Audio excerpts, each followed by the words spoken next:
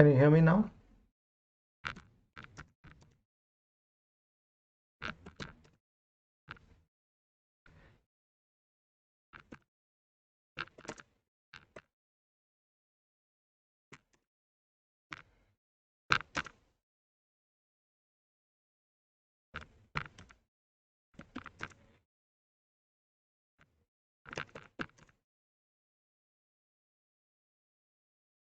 Yeah, okay. Okay, just let's wait for some time. Let everybody log in for a few minutes.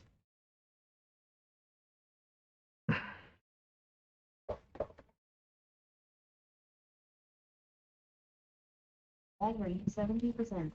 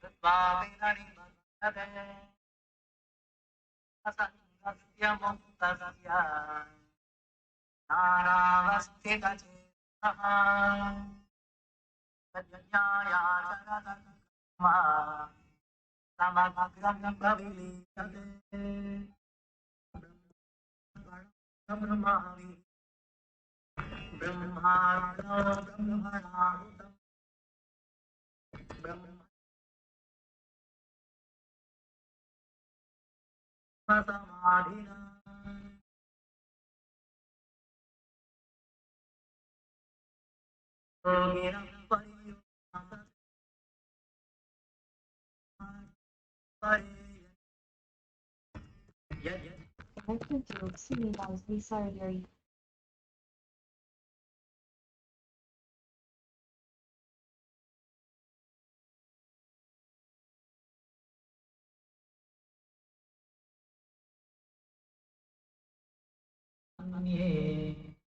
इंद्रियाग्निषु जुह्वति सर्वाणीन्द्रियकर्माणि प्राणकर्माणि चापरे आत्मसंयमयोगाग्नौ जुह्वति ज्ञानदीपिते द्रव्ययज्ञास्तपो यज्ञाः योगयज्ञास्तथा परे स्वाध्यायज्ञानयज्ञाश्च यतयः संशितौ व्रताः अपाने जुह्वति प्राणम् प्राणे पानं तथा परे प्राणात् Can you all please tell me where we lost contact? Let me check from the recording.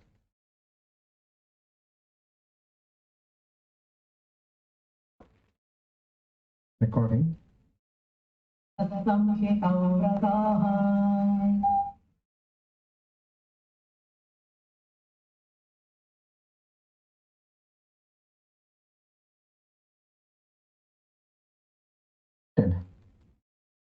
Prarabdha is what both can do in this life. What with the divine, with millions and millions of years of bad karma, whatever you have done, all that I burn it like fire. Whatever you put in a blazing fire, how it burn? I got it. Okay. We'll offer our seva to Swamiji, irrespective of our knowledge that he is realized or not. Okay. So, yes.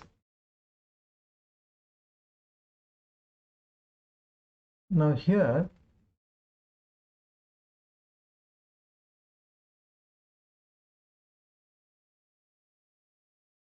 let's start. Okay.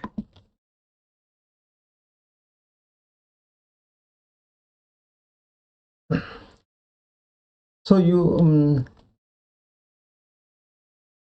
now we don't know whether somebody is realized or not. So we do our seva over there, and It's like a chance they take, like somebody who is in business and they know that everywhere in every script you invest, not that it is going to make you give you money, but if at all it gives, if that person is really realized, then imagine the amount. If he is happy with your seva, then imagine the amount of punya one can get. I've seen so many rich people doing this. And what is their interest? They go to this Swamiji and they say, my son is not getting married, or my daughter is not getting married, or they don't not getting children, or they has some court case and problem happening over there. So they go with all these things. Now they use the punya of this realized master because it's immediate encashment. That punya has got no place to go. Wherever that yogi or sadhak or sage realized, now he is contented with somebody, then immediately you will see results happening over there. So in this way, now how I tested it, did I tell you about the yagna which was taking place in Hiranandani, where I met a Swamiji? Did I tell you that? Please tell me. I don't remember. This came after that, or I don't know. I was mentioning about I was going with a Swamiji in one of the yagnas in the Hiranandani complex.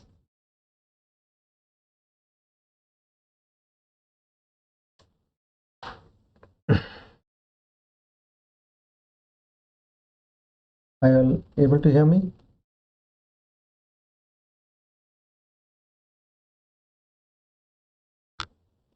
Okay, anyway, I'll mention once again. Now, this is how the law of karma works, okay?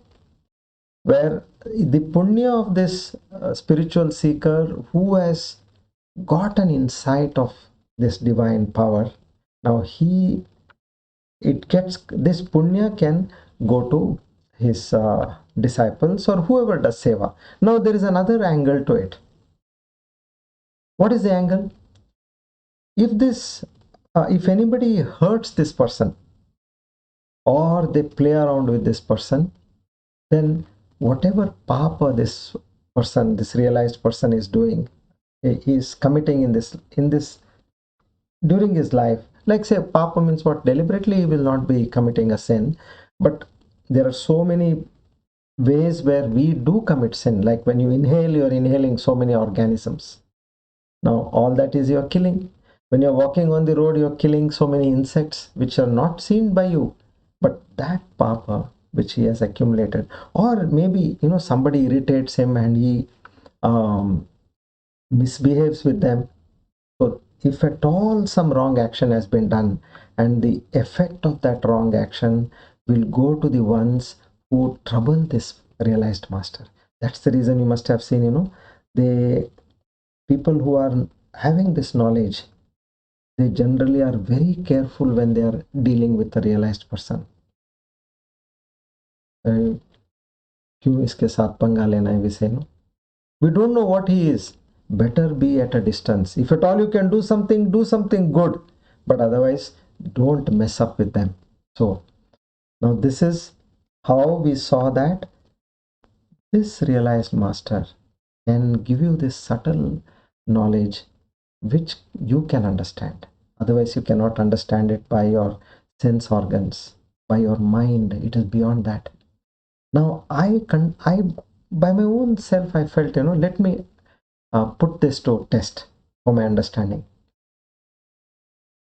So as I told you, in a particular ashram or in this world, you have so many Swamijis, Acharyas, saints.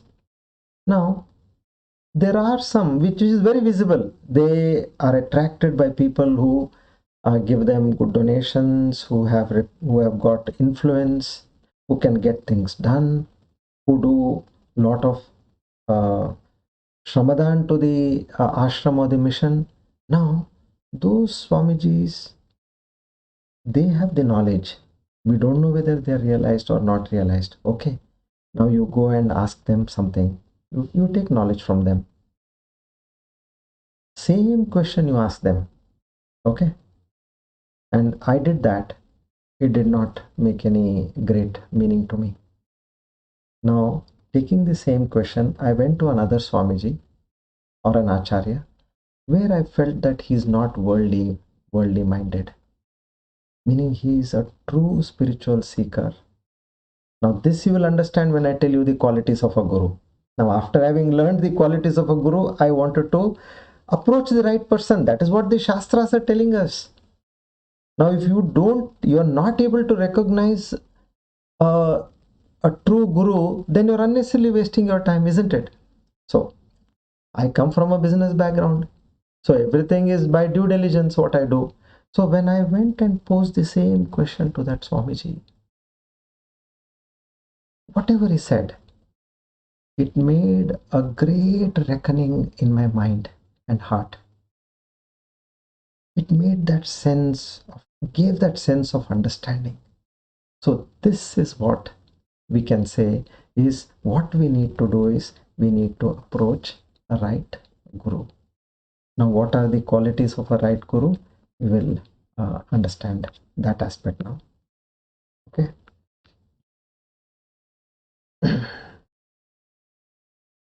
Now here, since we have little time, okay.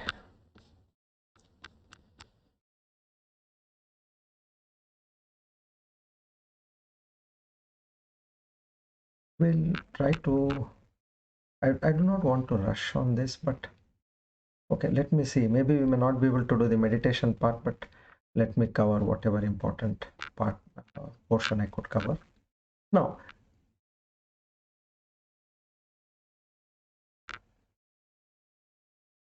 tadviddi pranipatena. Pranipatena means you are prostrating to the Guru. Pariprashnena. Ask him questions. It's not that you should not ask questions. Ask the right questions. You go to a highly spiritual master and you say that, Swamiji, nowadays I don't know why I'm getting frequent backaches, or I get a pain in my neck, or my daughter is not getting married. Now, these are also questions, but these are not the questions what we should ask such people. Ask the right questions. And in fact, questions have to be only with respect to spirituality.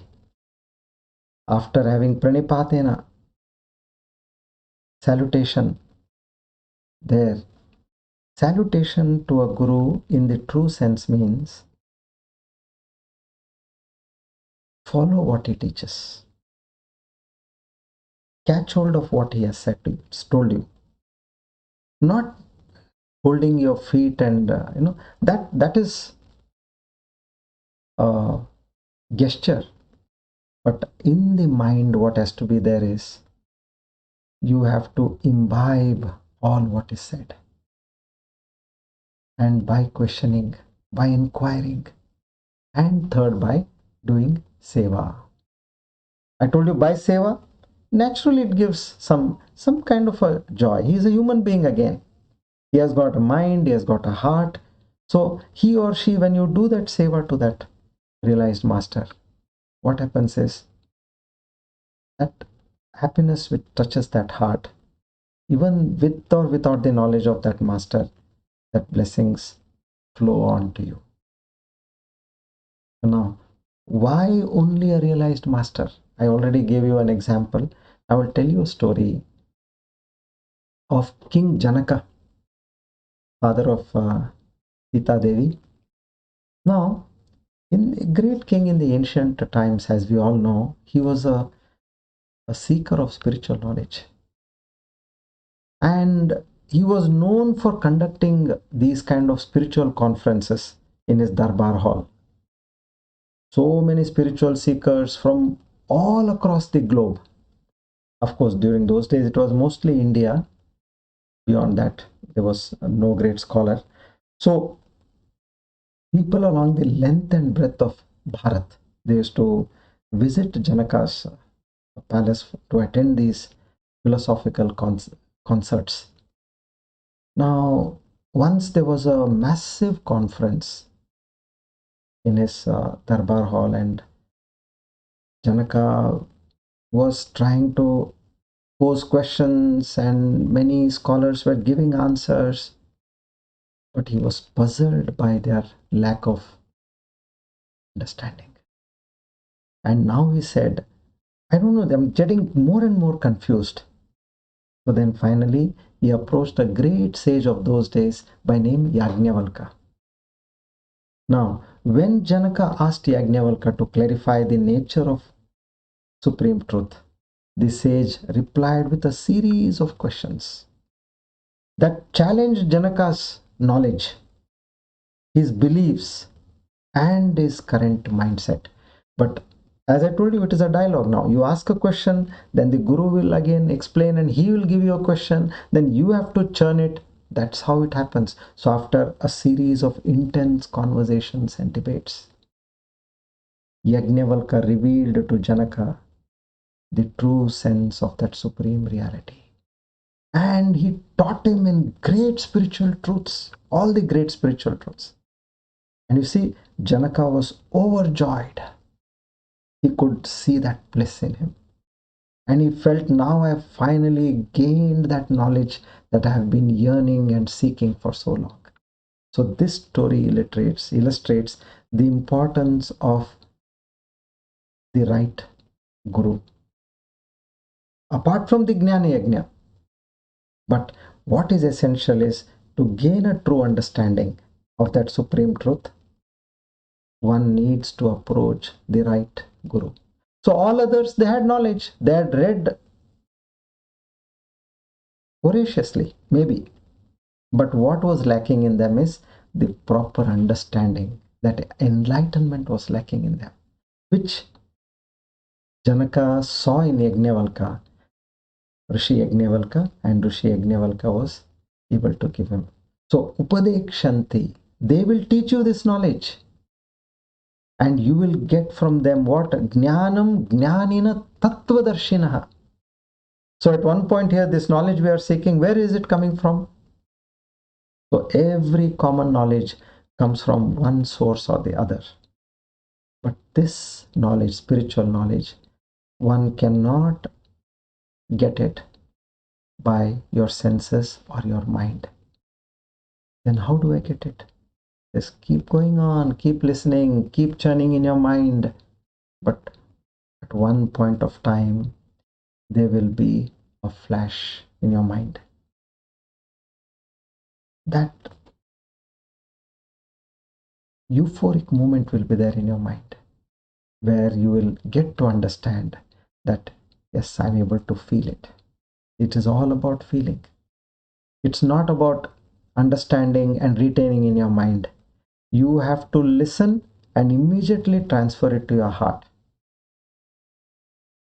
Anahata chakra, what we call, which is in the middle of our chest, that is where your true heart and brain is. The physical brain is in your head for your functional aspects of the world, but to the true mind and heart is in the Anahata chakra. And at that point, you have to focus and assimilate, and you have to go beyond the mind to understand this. Now, where do you get this? From the Upanishads. By whom? By the realized masters. So once you are able to approach a realized master and who has got this knowledge, you may get a question, can I study on my own? No. The role of a teacher is very important, who will transmit it from the Upanishads. You cannot say, I'll go buy a book, I'll read this and I will understand. Just like even physics or mathematics, you can't just read that and understand. You need a teacher for that. So this Brahma Vidya, the knowledge of that Brahman creator, is very specifically told that you need a teacher. And a teacher of what? Who has got a parampara, sampradaya, who comes from a lineage. Now, who is a true guru? Jnaninaha Tattvadarsanaha. Now we are coming to the crux. One who comes from a tradition, the primary qualification. Second is Tattvadarshinaha, means who has seen the truth. What is the truth? Who has realized Aham Brahmasmi. Meaning he has got that experience, the first-hand experience, aparoksha anubhuti of that divine nature. He has been able to connect that divine spirit prevailing in him with the spirit which is encompassing the entire universe. So, who is the right guru? The Upanishads talk about this now. We are not talking of any other source of knowledge. Threefold qualification as per the shastras which are said. He has to be a Shrotriya. Second is Akamataha. Third is Brahmanishta. Remember, these are the three qualifications of the right guru. Let's start with Brahmanishta, the third one.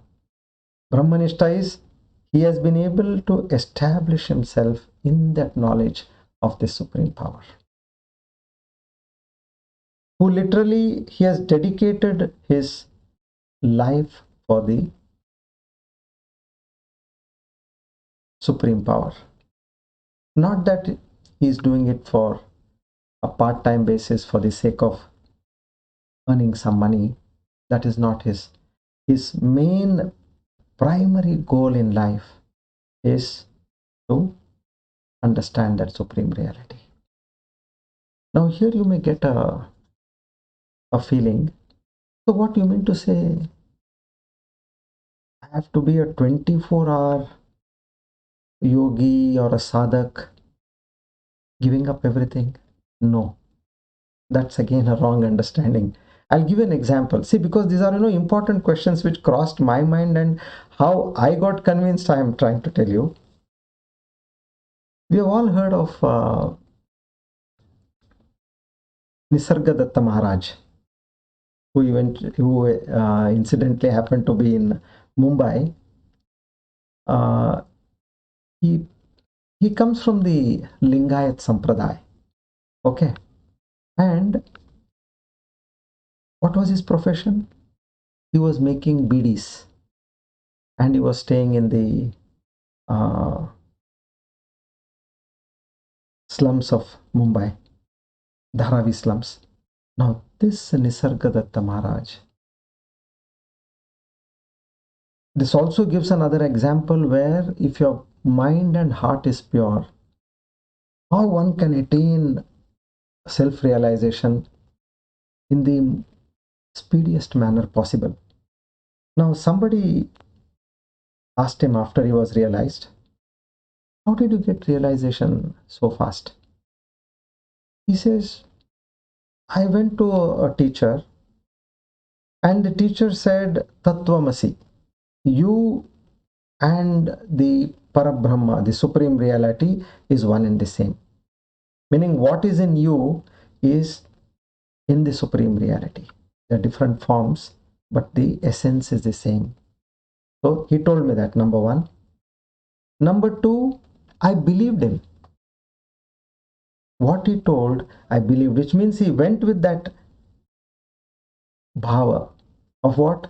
Complete surrender to the Guru. He has not gone to test how much the Guru knows. So I believed him. That was the second aspect. And the third aspect, what he said was, I stayed in that belief. Only these three things. After he got realized, he said, what am I doing here making bidis and living in this slum? Let me go to the Himalayas. And he started off. He packed and he moved ready to move from Mumbai towards the Himalayas. Then suddenly it struck him.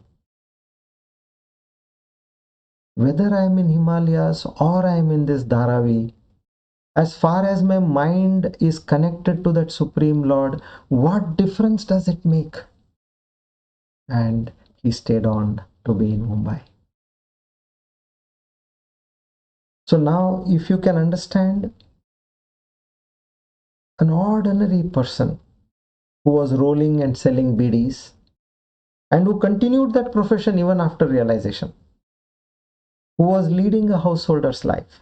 This is a great inspiration for all of us. And as he was on this path of spirituality, he went on propagating this, teaching this spirituality. He knew only one language, that was Marathi. He has great followership from all across the world, where they translate this Marathi into English. And this simple facts, plain facts of supreme reality leading towards enlightenment has been told by him. How did he get this? So this is the grace of the Guru, the amount of surrender one has. Now that made a big difference in his life. So the first one is Brahmanishta. So one who is established himself in the knowledge of this supreme truth. That is first one. Now, second one is not only Brahmanishta, Shrotriya. Shrotriya means he comes from a lineage. He has a teacher, and the teacher has a teacher, and that parampara is there. So, who has studied, who has got this knowledge systematically from a teacher. Now, these are some rare cases where their heart is so pure that the moment they have come there, they were able to get onto this. It's not that one has to, like, for 10, 20, 30, 40 years, do a lot of meditation, do a lot of seva, then do a lot of jap, and then you come and you say, oh, now am I eligible? No, that is not there. Ishvara anugraha devapam sat advaita vasana. Whenever that grace of the Lord, Ishvara, strikes on you, immediately you will get attracted towards this. And I am telling you my own experience. I had so many things to do, but so many people dissuaded me from doing this course. It was not that you had even one single day holiday, 365 days in a year, and 2 basic classes, and sometimes 3 classes in a day. You have to, luckily the ashram was about 15 minutes away, going, coming, and you cannot go with the dress what I wear for my office. Now that doesn't suit the ashram. So many times I've changed the dress in the car. No time. Up and down, up and down. So this way, that when the Ishvara Anugraha comes, then you will not look at anything else. I need to get this knowledge. So you have to study systematically the Prakarana Granthas, the Upanishads, the Bhagavad Gita, the Brahma Sutras. So this talks of a lineage. And the third one is Akamataha. So this is not for seeking wealth. No, I have a structure of fee, and then there are different levels you collect monies in different ways. Or you want to gain some power. Okay, let me have more followers, and then I contest for some elections and I win the elections and get some power. Or I want name and fame. This should not be the goal of a teacher. What should be the goal? What the Shastra says is that my students should get enlightened. That's it. I should, oh Lord, give me the power where I can transmit this knowledge with your grace. Now, they are all sent by you. Your anugraha fell on them and they have come to me. You have chosen me to do this seva. And with that seva bhav, the teacher passes on that knowledge to the student. And his one and only mission, aim, and goal is to see that the student is enlightened. No other motive. Kamataha. no kama, akama. So when these three qualifications are there in a teacher, that is what, as a student, you have got a choice, huge choice. Now the Ishvara Anugrah is there already. Now once the Ishvara Anugrah is there, you have to pray to that Lord, guide me to the right source. And as they say, the master will come in search of a student. When the Ishvara grace falls on him, you will get to know that this is happening here. Join, meaning the knowledge came to you, from somewhere it came to you. Yes, yes, yes, this is what you need to get. Now, why do we need this knowledge at all? Because ignorance is out there in my mind and it has to be removed. And why does ignorance have to be removed? Because we are suffering. That is the root of our suffering in this entire connection. So, tadvidhi, realize and know that pranipatena, by salutation. Then pariprashnena, ask questions. Lord Shankaracharya says, your question should be such, tena katam bandha, meaning from where does this bondage come? What is the nature of this bondage? Katam moksha, how shall I be free from samsara? Ka vidya, what is this supreme knowledge? And what is this ignorance? Iti prashnena, prati pariprashnena. Ask such questions. Then sevaya guru shushrushaya. Seva to the guru acharya. The highest kind of seva is actually to follow what the acharya says. In our regional language, pada means feet. Pada means words. So don't, meaning यहाँ पे sevaya means it is not about falling at the feet.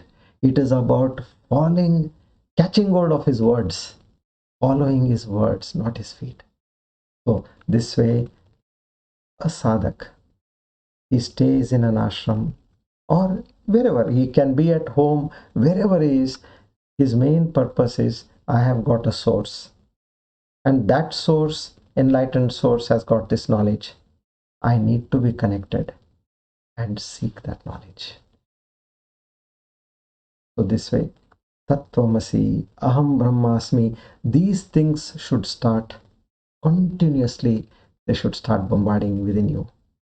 Jnanam Gnanina Tattvadarshinaha. Shankaracharya makes it very clear that as per the tradition, Ye Samyak Darshinaha, from those who have this realization, it is not that others will not be able to give you, they will give you, but the impact is more. Bhagavan Shankaracharya makes it very clear. Taihi upadistam jnanam, taught by such people, karyakshamam bhavati, it becomes more effective. This way, the one who has realized will be able to make you understand better. But if you don't follow the instructions what he has given, he knows somebody is not understanding, so he has to beef up his sadhana.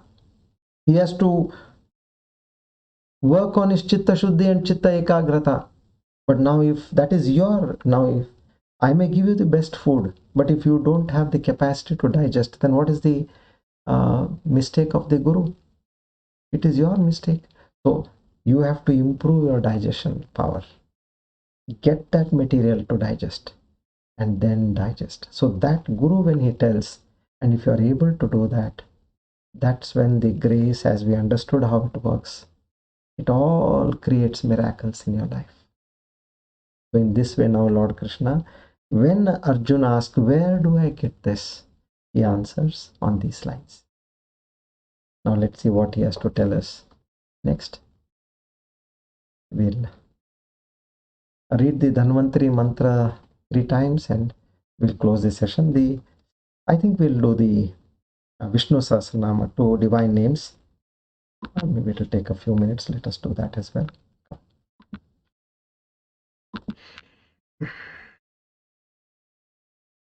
Shri Krishna Arpanamastu. Idam Namama. Om Tatsat. Verse 37. अशोकस्तारणस्तारः शूरशौरिजनेश्वरः अनुकूलशतावर्तः Padmi पद्मिनिभेक्षणः. Shaurihi 340. Shurasena is the father of Vasudeva, and we have already found that Vasudeva's son is Vasudeva. Therefore, the Lord has taken his incarnation in the family of Shura, and so he is termed as Shaurihi. Janeshwaraha 341. The Lord of the people, Jana, those who are born Janana Dharmavan Janaha are called Jana. Therefore, the term indicates that he is the Lord of all creatures born in this universe. To such a divine Lord, we offer our humble salutations, seek his blessings, grace, and mercy. Now let's chant the Dhanvantari mantra. Om Namo Bhagavate Mahasudarshanaya Vasudevaya Dhanvantaraye Amrudagalashahastaya Sarvabhaya Vinashaya Sarvaroga Nivaranaya Trailokyapataye Trailokyanidaye Shri Mahavishnu Swarupa Shri Dhanvantari Swarupa Shri Shri Shri Aushadha Chakra Narayanaya Swaha. Om Namo Bhagavate Mahasudarshanaya Vasudevaya Dhanvantaraye Amrudagalashahastaya Sarvabhaya Vinashaya Sarvaroga Nivaranaya Trailokyapataye Trailokyanidaye Shri Mahavishnu Swarupa Shri Dhanvantari Swarupa Shri Shri Shri Aushadha Chakra Narayanaya Swaha. Om Namo Bhagavate Mahasudarshanaya Vasudevaya Dhanvantaraye Amrudagalashastaya Sarvabhaya Vinashaya Sarvaroga Nivaranaya Trailokyapataye Trailokyanidaye Shri Mahavishnu Swarupa Shri Dhanvantari Swarupa Shri Shri Shri Aushadha Chakra Narayanaya Swaha.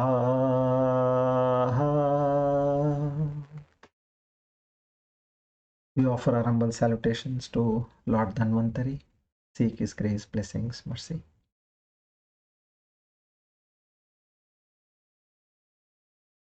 Om Purnamada Purnamidam Purnat Purnamudachyate Purnasya Purnamadaya Purnamevavashishyate. Om Shanti Shanti Shanti. Hari Om Tat Sat. Shri Chinmaya Sadgurave Namaha.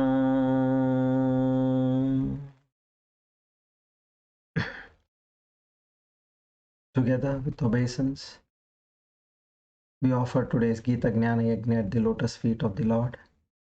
Seek his grace, mercy, and blessings. Naham karta hari karta hari preranaya hari prityartam. Shri Krishna arpanamastu. Idam namama. Om Tatsat.